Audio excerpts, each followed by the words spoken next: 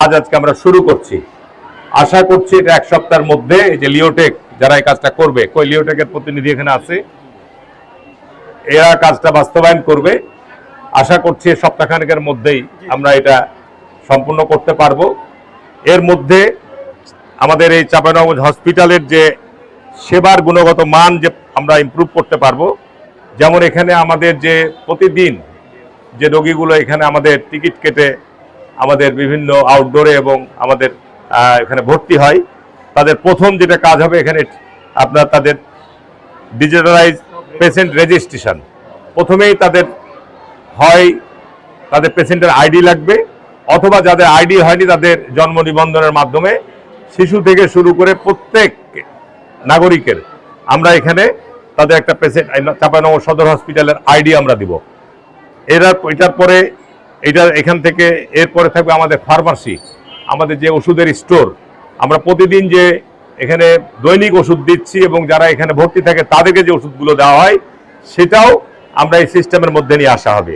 এবং আমাদের এই ওষুধের সরবরাহ এবং আমাদের বিতরণের ক্ষেত্রে বিভিন্ন সময় বিভিন্ন অভিযোগ পাওয়া যায়, সেটি এখানের ক্ষেত্রে আর অবকাশ থাকবে না। আমাদের পুরো সিস্টেমটাকে আপনার ডিজিটালাইজ করা হবে।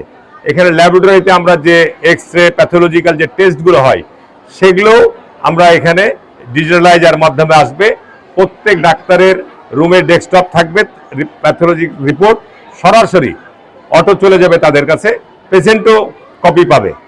এবং এখানে পাবলিক ওয়েবসাইট, এছাড়াও আপনার এখানে সমস্ত হসপিটালটা আমাদের নেটওয়ার্কের আওতায় থাকবে। যারা এখানে কোনো ধরনের অনিয়ম বা কোনো কিছু চুরি কিছু হলে সেগুলো আমরা এখান থেকে দেখতে পারবো।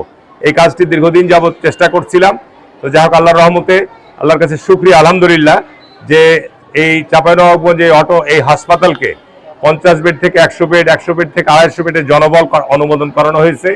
এবং এখানে আমাদের একটা স্বাস্থ্যসেবা খাতের মাধ্যমে প্রায় 40-50 জন আমাদের মাস্টার রোলের কর্মচারীরা কাজ করত। এটা আস্তে আস্তে আমরা এখন বন্ধ করে দেবো, আস্তে আস্তে কমিয়ে দেবো।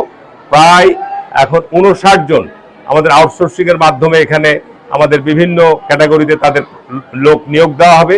তারা এখানে হাসপাতালের পরিষ্কার পরিচ্ছন্ন থেকে অন্যান্য যে কাজে সে কাজে তারা দায়িত্ব পালন করবে। এবং আরও যদি যেখানে জনবলের যে প্রয়োজন হয় সেটা আমরা স্বাস্থ্য মন্ত্রণালয়ের মাধ্যমে, অর্থ মন্ত্রণালয় থেকে তাদেরও অনুমোদন নিয়ে আসবো, চেষ্টা করবো।